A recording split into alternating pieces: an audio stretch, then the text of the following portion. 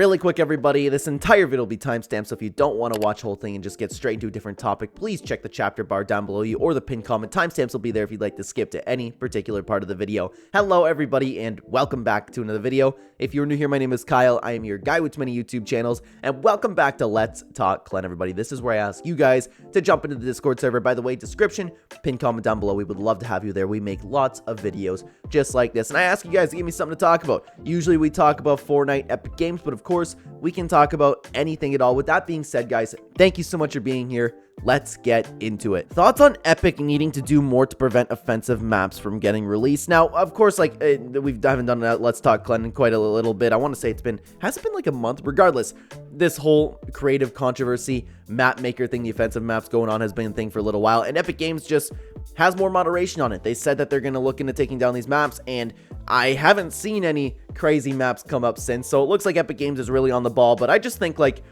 for when this was a problem, all they needed was just hard moderation on it. There's nothing special, like, there's nothing crazy that you can do about it. That's definitely enough to get the entire situation taken care of. Do you think modern Japanese media anime is better than modern Western media, at least when it comes to modern TV shows? In an average TV season in America, at least it seems hard to find a show what I really enjoy, but anime still comes out with really good products. You can go back to Jujutsu Kaisen, a pretty new anime that's really good. Seems the quality of anime is better right now than the quality of Western media, obviously with exceptions, excuse me. Now, I have been getting into anime this past few years, and I 100% completely agree with it. There is something about the care, the passion that Japan puts into their products that is just so much better than the rest of the world. I have, like, again, I just finished watching Attack on Titan, and that will probably forever be my favorite show of all time, and I've been sitting here thinking Game of Thrones was the greatest show of all time. Man, nothing compares to what I've been watching. Like, the storytelling, the world building, the passion, the love. It's so evident that that over in the East, they just put into it, and the West just seems to want to just pump something out for the sake of pumping something out, right? But I wholeheartedly believe Japanese media is better now. Thoughts on Klarque versus FireMonkey? Oh man, I made an entire video talking about this, so I won't really dive too much into it. But actually, it's funny you mentioned that, because there was something that I didn't mention in that video that I completely forgot to, and it was kind of the point of making the video, because at the end of the day, well, if you don't know, FireMonkey ended up calling out Klarque because Klarque made a video talking about the new update, and FireMonkey didn't see the joke in it, and FireMonkey just started, like, calling him out without actually calling him out. And he's like, this particular streamer, this particular YouTuber, I won't say his name, and didn't call him out. And so after that, and this is what I forgot to mention in that video, he ended up blocking Klarque.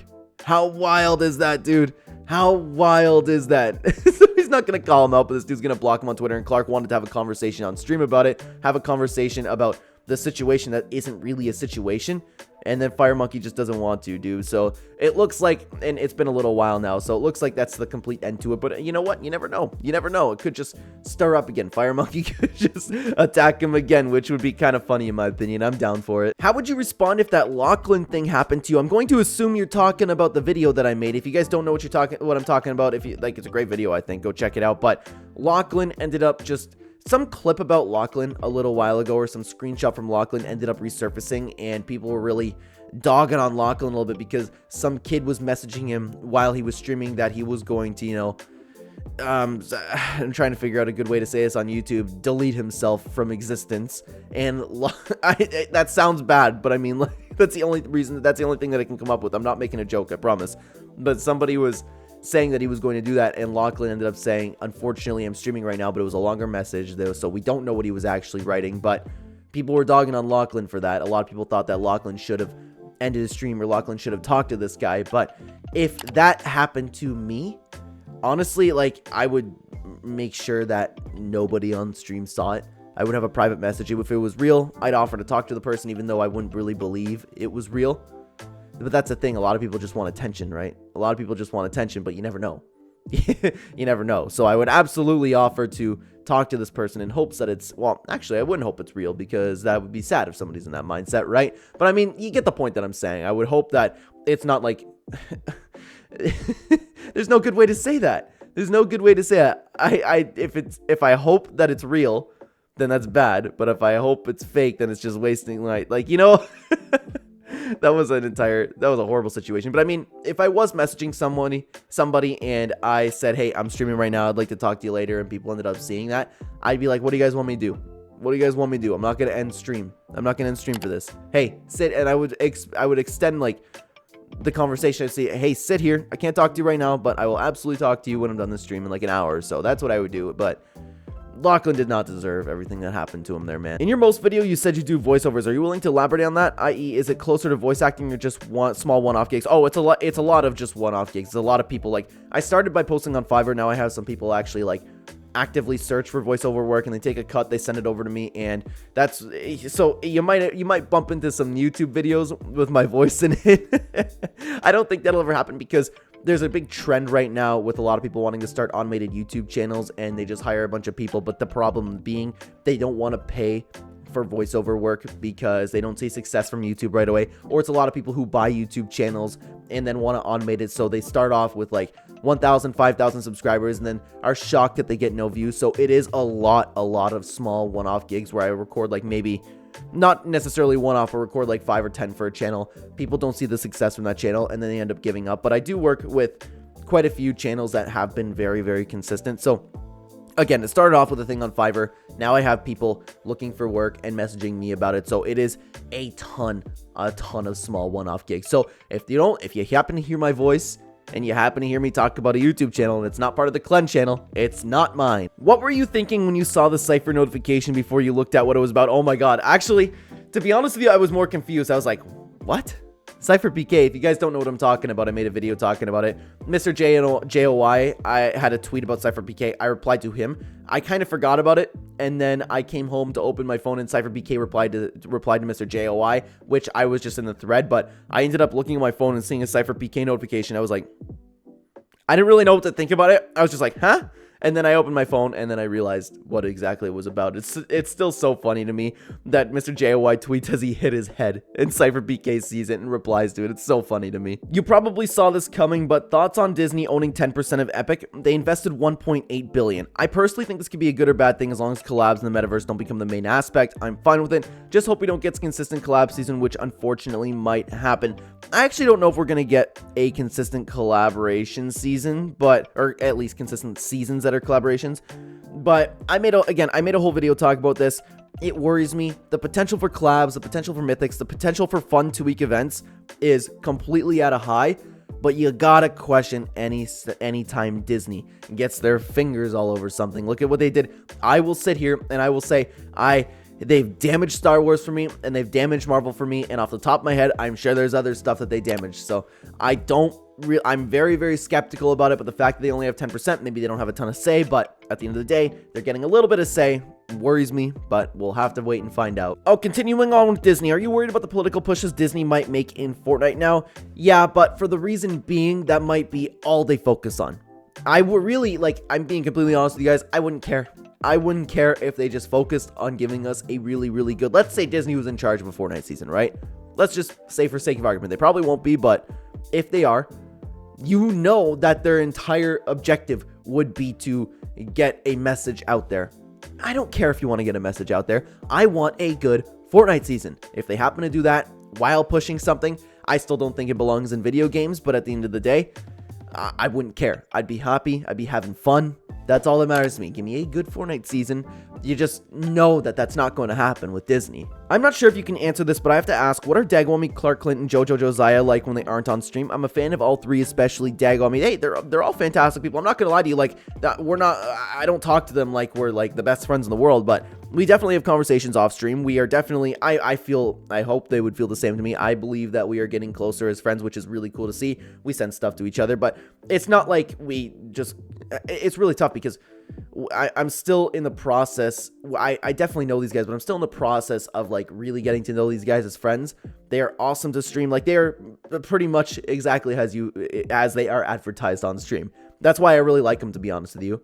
That's why I really like talking to them. I really like watching their content because they are real, they are authentic, they are the exact same way off stream than you would expect them to be on stream. So there's nothing to say. What are they like?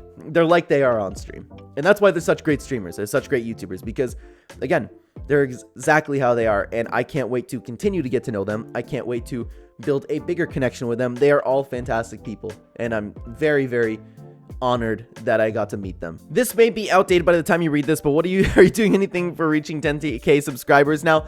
This actually might be out of date because I'm recording this the night before you actually see it, and I'll do a playing the viewers stream, but nothing too special. I'm super weird about it, guys, and I know I've talked about this before on the channel, but I'll say it again for the sake of video. Like, I promise I don't mean to dog on anybody who like really celebrates this, but I don't just want to like, oh my god, 10k subscribers. I don't know. I feel like, I don't know, man. I don't know. I feel like if you hit a milestone, well, it is a milestone. That's the problem. That's the problem. Like, I'm grateful for everything, but I don't want to just, I kind of look at like, oh, hey, 10k, here we go. Like, I feel like that's just looking at everybody's numbers, and I don't see, like, I know that how that's gonna sound. It's like, oh my god, well, look at you, you're like, I would think somebody is, if somebody said what I'm saying, I would think like, oh, okay, yeah, shut up. That's what I would think if somebody was doing that, but I really believe it, man. I look at everybody as more than just a number. I know how that could like be perceived, but it's real, and that's why I don't like I don't pay attention to my subscriber number. I really don't. But honestly, I know that since I was so close to 10k, I know I'm about 20 off. So by the time this video comes out the next day, I might actually hit that. If that's the case, I can't thank you all enough for being here, but it's not, again, I never really pay attention to my subscriber number. I'm just happy to talk to you guys. I'm happy to make videos, and I hope you guys believe me, because again, if I was on the other side watching somebody say this, I'd be like, okay there. If you were in charge, what exactly would you have Disney do within Fortnite? Not a lot. To be honest with you, I'd be okay with like, actually, I'd be okay with the season. I would just be like, hey, focus on making good content. Don't touch anything else. Don't do anything else. I don't need this fixed. I don't need that fixed. Focus on the mythic items that you're creating and focus on making skins. That would be completely ideal. Do you think the Chapter 4 timeline still exists somewhere? If so, leaving it behind will come back to haunt us. That's tough. I still don't know where we are in the Fortnite storyline because we don't know how it works. I've drawn the comparison to Loki at times with the storyline right now. We don't know if we're just on another variant of time. It could very well be that. It probably does exist somewhere. If I had to assume, then yes, it would exist somewhere, but it's way too early to tell. I think yes. Do you still watch ITF? If so, how do you feel about his content now? He's been making more commentaries again. I always watch ITF, and it's been amazing to see all of his commentaries again. I mean, like, he's definitely pumping out more than he used to, but it's not like he's daily uploading or anything. I don't expect him to. It's always a very, very pleasant time when iTalk uploads a commentary. I love hearing the dude's thoughts on things. Seems to be on a little bit of better headspace because I know he's had that patch. First of all, the patch where he lost his account, the other patch where he just wasn't interested in the game, but it seems to me that he's having a lot of fun. You know what? He's definitely has his criticism for the game, and that's totally fair, but I will say, I don't know. I think it was the most recent update. It's escaping me at the moment. Either the recent update or the one before that. He made like a half hour, more than a half hour video talking about the update, talking about the skins, talking about everything that's coming.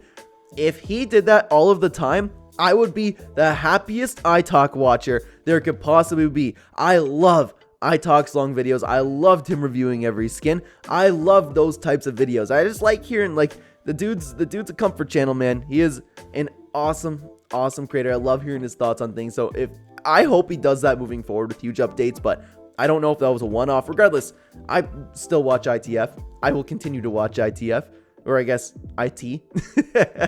It's hard not to talk to like say that it's just iTalk Fortnite. You've been watching him for like that so long, but iTalk, man. iTalk. I'm glad to see he's been making the commentary. I hope that the dude's still getting a lot of new traction on the channel, because I know that what's really cool about what he does is he doesn't clickbait.